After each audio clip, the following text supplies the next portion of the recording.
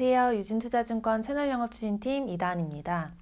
이번 시간에 저희가 다룰 주제는 연금저축계좌를 이용한 똑똑한 투자 방법인데요.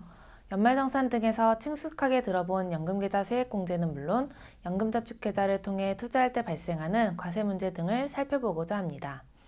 먼저 연금계좌의 흐름부터 간단히 살펴보면 연금계좌에 투자할 자금을 납입하는 불입단계, 계좌 내에서 상품을 운용하는 운용단계, 계좌에 있는 자금을 인출하는 인출단계로 나눠서 생각할 수 있습니다. 불입단계에서 개인은 투자 목적에 따라 원하는 금액을 불입할 수도 있고 회사로부터 퇴직 시 지급받는 퇴직금 등을 계좌에 납입할 수도 있습니다. 개인이 선택할 수 있는 연금계좌의 종류로는 크게 연금저축계좌와 퇴직연금 IRP 계좌 이 두 가지가 있습니다. 연금저축계좌는 훗날 연금소득을 위해 보험이나 펀드 형태로 운영할 수 있는 저축계좌이고 IRP 계좌는 근로자 등이 퇴직금 등을 운용하여 연금으로 수령하기 위한 계좌라고 생각하시면 됩니다. 개인은 이 두 계좌 중 원하는 계좌를 선택하여 개설하여 납입하면 되고 투자 목적에 따라 두 가지 계좌를 동시에 운영할 수도 있습니다. 이러한 연금계좌에서 운용된 소득은 계좌에서 돈을 찾을 때, 즉 인출 시 두 가지 형태로 구분됩니다. 가입자가 55세 이후에 다음에 일정 요건을 갖춰서 연금 형태로 수령하는 연금 수령과 연금 수령 요건을 갖추지 못한 채로 인출하는 연금 외 수령이 있습니다. 그렇다면 단계별로 어떤 세금의 영향이 있는지 하나씩 살펴보겠습니다. 먼저 불입단계 세제 혜택입니다. 본 영상에서는 좀 더 간략하게 전달하기 위해 당사에서 투자할 수 있는 연금저축계좌를 예로 설명드리겠습니다. 증권사에서는 펀드나 ETF 등을 운영할 수 있는 연금저축펀드의 형태로 연금저축계좌가 운용되고 IRP와 달리 주식형 상품의 투자 비중이나 중도인출, 담보대출 등의 제한이 적고 납입수수료도 없다는 게 장점인 상품입니다. 또한 연금저축계좌는 연령이나 소득 여부에 관계없이 누구나 가입이 가능한 상품으로서 1년에 최대 1,800만 원까지 납입이 가능합니다. 그러나 세제 혜택은 납입 최대 금액인 1,800만 원보다는 작은데요. 연 600만 원까지 연금계좌 세액공제 대상이 됩니다. 대상 금액의 일정 공제율만큼을 납부할 세액에서 차감하는 것으로서 고소득자일수록 이러한 세액공제 항목을 잘 활용하셔야 절세가 가능할 텐데요. 현행 세법 기준으로 본인의 소득 금액에 따라 공제율이 다음과 같습니다. 종합소득 금액 4,500만 원 이하인 자는 16.5%, 공제율을 적용받기 때문에 1년에 최대 600만 원에 대한 99만 원을 세액공제 또는 환급받을 수 있으며 종합소득 금액이 4,500만 원 초과된 자라면 79만 2천 원까지 세금을 절세할 수 있습니다. 연금계좌 운용 시에는 개인이 직접 펀드에 투자할 경우 발생하는 세금 문제와는 다른 과세 방식이 적용됩니다. 대표적으로 개별 투자건에 대해서는 발생하는 이자나 배당에 대해서 금융소득으로서 연 2천만 원이 초과되는 경우 타소득과 합산하여 종합소득세로 과세되죠. 그러나 연금계좌에서는 발생하는 이자 배당은 연도별로 과세되지 않고 과세가 이연된 채로 연금계좌 내에 놔뒀다가 인출하는 시점에 한 번에 과세됩니다.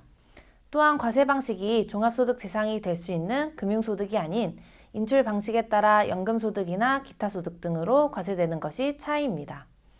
이러한 특징으로 봐서는 고소득자가 개별 투자로 인해 발생하는 금융소득 종합과세가 부담스러운 경우 적절히 활용할 수 있는 절세 방안이 될 수 있을 것 같네요.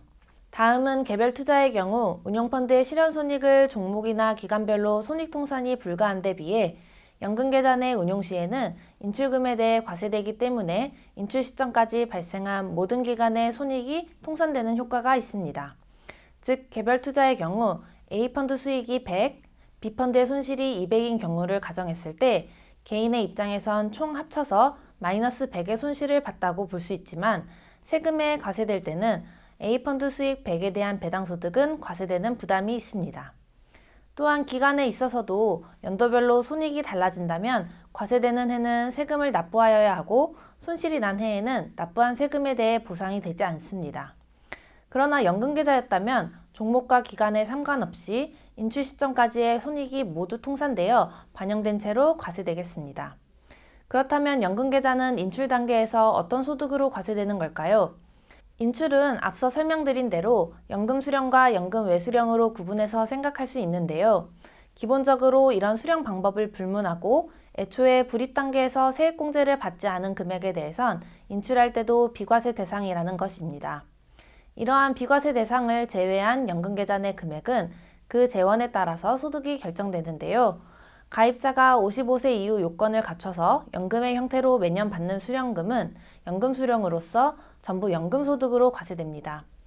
연금소득이라고 할지라도 재원에 따라 과세되는 금액은 다릅니다. 퇴직금 재원이었다면 본래 퇴직소득세의 70%의 세율로 원천징수 후 종결되는 무조건 분리과세 연금소득이 되고, 세액공제를 받았던 원금과 계좌 내에서 운용된 수익 등은 사적연금 수령금액에 따라 1,200만 원 이하인 경우에는 3.3%에서 5.5% 정도의 저율로 원천징수되어 종결되는 연금소득이며, 1,200만 원이 초과된 경우에는 초과된 부분에 대해 16.5%로 원천징수된 후 종결되거나 종합과세를 선택할 수 있는 선택적 분리과세 형태로 과세됩니다. 연금 수령 요건을 충족하지 못하고 일시에 수령하거나 조기 인출하는 경우를 연금 외 수령으로 볼 수 있을 텐데요. 연금 외 수령은 그 재원이 퇴직금인 경우 퇴직소득세로 과세하고, 세액공제 받은 원금과 운용수익 등은 기타 소득으로서 16.5%로 원천징수된 후 종결되는 무조건 분리과세 형태입니다. 이처럼 연금계좌는 인출 시에 과세 방식이 다양하기 때문에 앞서 설명드린 내용을 숙지하여 본인의 은퇴 이후 연금소득을 위한 투자인지, 연금 수령을 하지 않더라도 절세 효과가 있을 수 있는 고소득자의 절세 목적 투자인지에 따라 똑똑하게 챙기셔야 세금 측면에서도 손해보지 않을 수 있겠습니다. 다음은 앞서 설명드린 내용을 연금계좌의 과세 개요로 정리하면서 마무리하겠습니다. 감사합니다.